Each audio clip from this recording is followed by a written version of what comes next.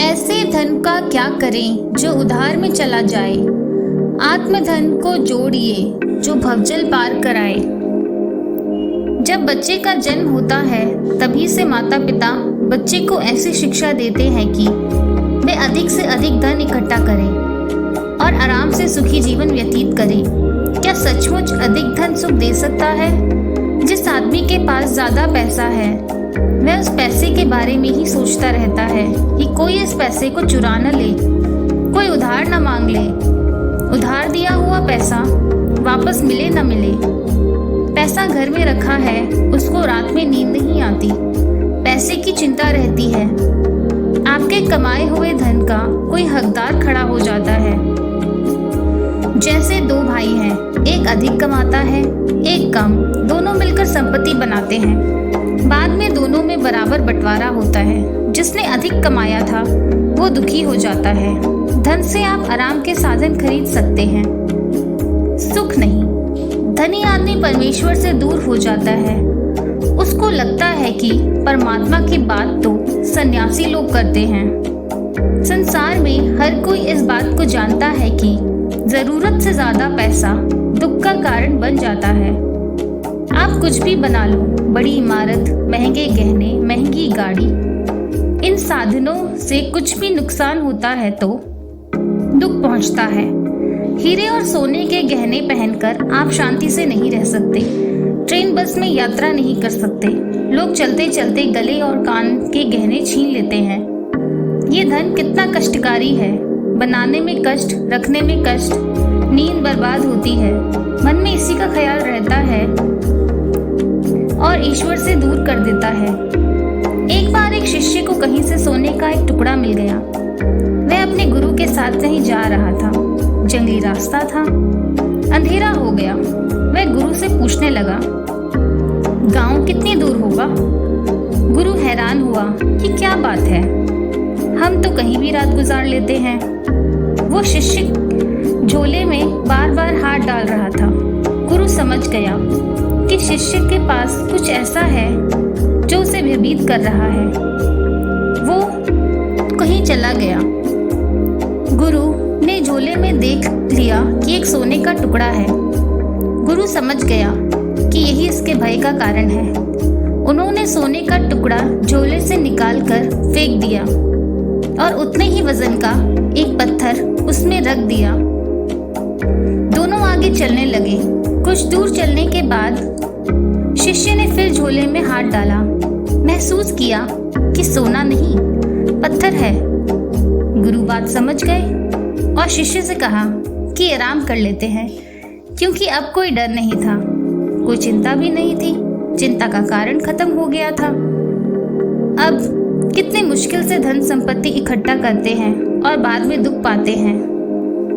इसलिए संत महापुरुष हमें समझाते हैं कि तू आत्मधन को जोड़ ले, तुझे सुख देगा, मरने के बाद भी तेरे साथ जाएगा। संसार धन कितना भी कमा लो, अंत में एक दिन का भी साथ में नहीं जाएगा। जो कुछ हमारे प्रारब्ध में लिखा है वह मिलकर रहेगा। अगर धन ही सुख देता, सुख का कारण होता तो गौतम बुद्ध के पास धन की कमी नहीं थी। उन्होंने सारा धन छोड़कर आत्मधन कमाया। मीरा के पास बहुत धन था। वो महल छोड़कर झोपड़ी में रहने लगी। संसार का कोई भी धन आपको पूरा सुख नहीं दे सकता। महलों में रहकर और मखमल के बिस्तर पर लेटकर भी नींद नहीं आती। आप अच्छे से अच्छा बिस्तर खरीद सकते हैं मगर नींद नहीं। अच्छा भोजन खरीदा जा सकता है मगर भूख नहीं। महापुरुषों ने कहा, जिस मनुष्य ने सच का साथ कर लिया, परमात्मा के रास्ते पर चल पड़ा, परमेश्वर उस पर कृपा करता है, उसके पाप धुल जाते हैं। जैसे सदना कसाई बकरों को काटता था। एक दिन एक ग्राहक आया जिसको सिर्फ एक पाव मांस की जरूरत थी। सदना ने जीवित बकरे से एक पाव मांस काट कर दे दिया। वो बकरा हंसा। कसाई हैरान हुआ कि बकरा कैसे हंसा, तो उसने पूछ ही लिया कि तुम क्यों हंसे। बकरे ने कहा, आज तुमने नया काम किया है, अपने फायदे के लिए मेरी पीड़ा का जरा भी विचार नहीं किया। अब मैं रात कैसे बिताऊंगा? बस कसाई के मन पर चोट लग गई। उसने कसाई का धंधा छोड़ दिया और परमात्मा की याद में बैठ गया, जो हम सबके रोम रोम में समाया हुआ है। सदना कसाई के पाप धुल गए और वह महात्मा बन गया। उसके मन में प्रेम प्रकट हो गया, असली धन को कमा लिया जो हमेशा साथ रहेगा। इस धन को कमाने में कोई पाप नहीं करना पड़ता। जरा सोचो, संसार में रहकर हम क्या कमाई करते हैं? संसार के पदार्थों को इकट्ठा करने में हम सारा जीवन खपा देते हैं। इस धन संपत्ति के लिए बड़ी बड़ी पढ़ाई करते हैं। कोई वकील, कोई डॉक्टर, कोई वैज्ञानिक बनता है। उद्देश्य सिर्फ धन कमाना है, जो धन हमें भवसागर में फंसाता है।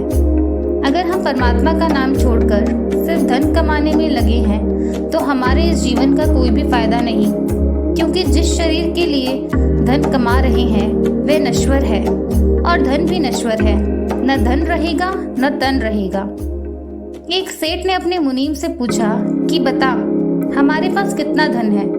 मुनीम ने कहा कि 6 पीढ़ियां आराम से खा सकती है। सेठ ये सुनकर फूट फूट कर रोने लगा कि 7वीं पीढ़ी का क्या होगा। उसे धन की चिंता है, अपनी चिंता नहीं है कि मरने के बाद मेरा क्या होगा। महापुरुष समझा रहे हैं कि अपनी जरूरत को पूरा करते हुए संसार में रहो। हमेशा परमेश्वर के नाम का सिमरन करो, जो आपके सबसे नजदीक है। नाम कमाई ही सबसे बड़ी कमाई है, जो भवजल पार कराती है।